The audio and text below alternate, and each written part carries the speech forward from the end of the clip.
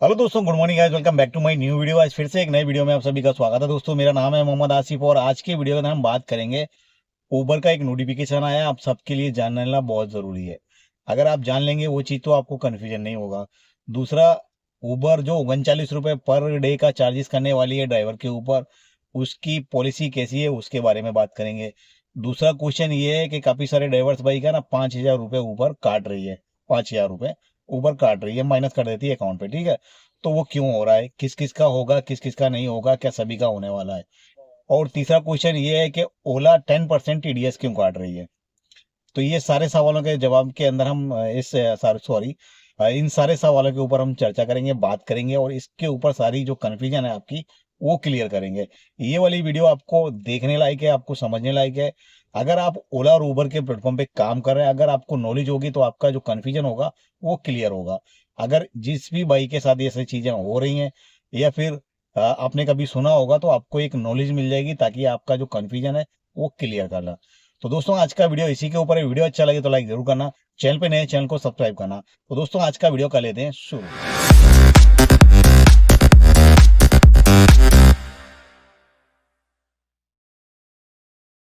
तो दोस्तों, काफी सारे भाई ओला और उबर के प्लेटफॉर्म पे काम करते हैं। काम करने के साथ साथ अपना बिजनेस करते हैं, पैसे कमाते हैं, अर्निंग वाले करते हैं, जितना जिसको करना होता है उस हिसाब से वो बंदा अपना वर्क करता रहता है। किसी को नहीं करना, नहीं करना या नहीं करना, वो उसकी लाइफ से इंक्लूडिंग पार्ट्स होता है। करना नहीं करना, कितना पैसा कमा रहा है, वो सारी चीजें उस बंदे के ऊपर डिपेंड करती हैं। तो यहाँ पर एक नोटिफिकेशन आया मेरी सिटी के अंदर, जैसा कि मैंने कल वाली कंटेंट में अंदर आपको बताया था। और आज की वीडियो इतनी इंपॉर्टेंट है ताकि आप देख लें, कंफ्यूजन जो भी है वो आपका क्लियर हो सके। तो दोस्तों, यहाँ पर मैं एक स्क्रीनशॉट लगा रहा हूँ, उसको आप देखेंगे तो आप समझेंगे कि मेरी सिटी के अंदर एक नोटिफिकेशन, मेरी सिटी के अंदर क्या, मेरे पास ही एक नोटिफिकेशन आया है। तो जो मेरी एप्लीकेशन में नोटिफिकेशन आया है ना, वो मैं यहाँ पे लगा रहा हूँ, वो आपको दिखा रहा हूँ।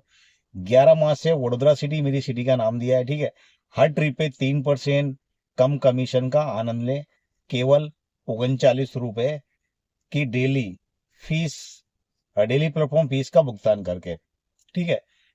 अब उबर के अंदर आप काम करते हैं ना, अगर उबर के प्लेटफॉर्म यूज करते हैं, उबर का काम कर रहे हैं, ये मेरी सिटी के अंदर है, आपका भी सिटी के शायद आया हो, ठीक है, नहीं आया हो या फिर आने वाला हो, तो आपको एक नॉलेज मिलेगी। अभी उबर आपसे 39 रुपीज चार्ज करेगा पर डे का।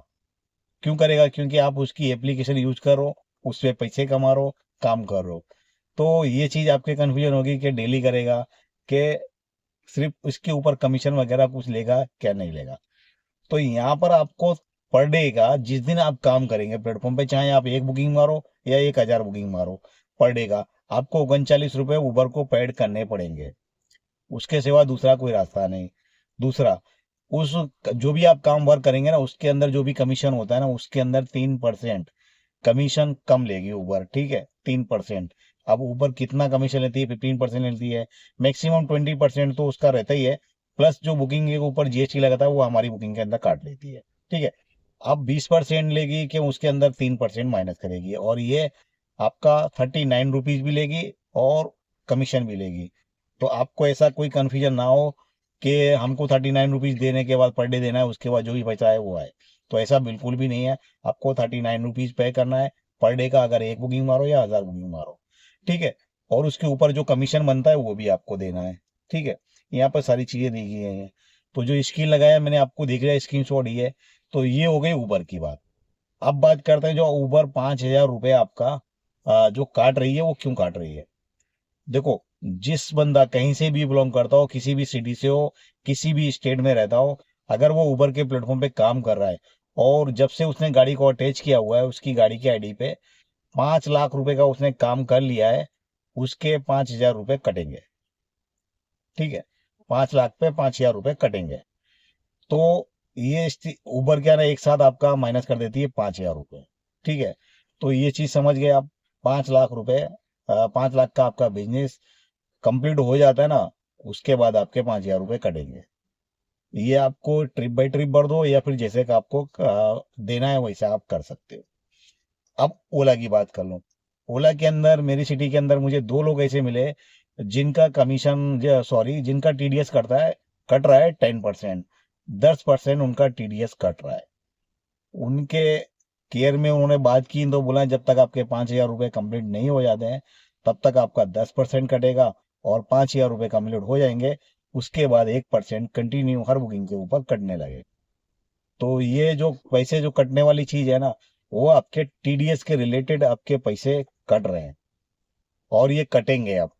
जो भी भाई 5 लाख रुपए का बिजनेस कर लेगा, चाहे ओला में कर ले या फिर उबर में कर ले, अगर दोनों में करेंगे तो ये जो इकट्ठा कट रहा है ना, एक साथ में कट रहे हैं, वो एक साथ का होगा, पिछले का रिकॉर्ड। ठीक है, अभी पूरा हो रहा है।